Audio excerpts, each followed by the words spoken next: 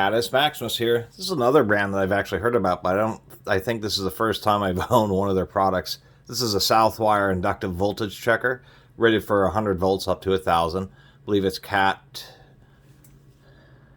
it is category 4 insulation at 600 volts.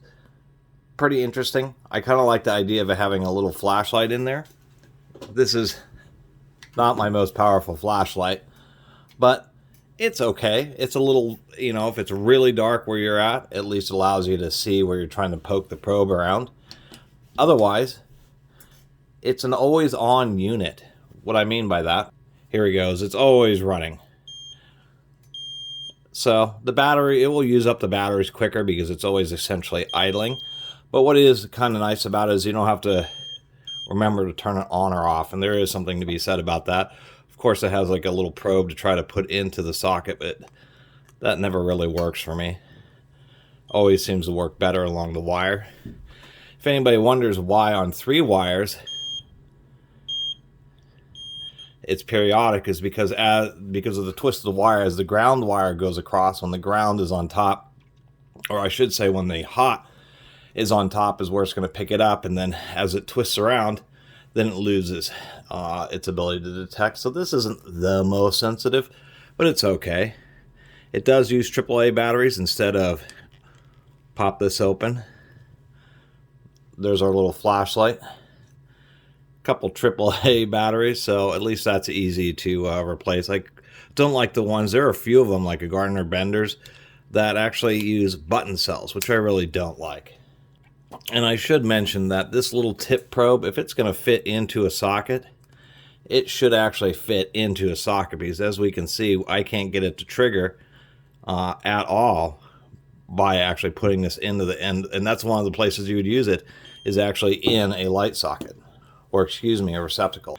And that's actually a short side. Like here's one of my Klein ones, and you should be able to put it right into the receptacle so that you can really make sure if its power is live or not.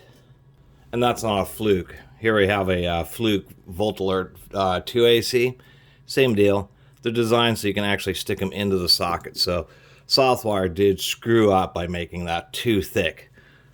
Some people may get this, think that a socket is not live, start working on it, and get a big shower of sparks, or even shocked. I'll say that the sensitivity of this unit isn't great, but this is a kind of a neat little demonstration here. If we look at the distance,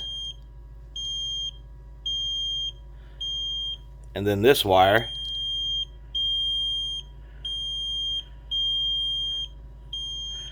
this is a hospital grade rated cord. This is more standard cord. And what we can see here is that on lower quality cords, there's less twist. A shallower helix actually makes it a little less flexible, and obviously cheaper, because the tighter the twist, the more copper you're using.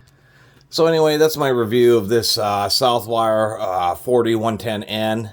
I would actually even though I like the idea of it having a little flashlight, I'd give this one a pass because they made this tip too thick.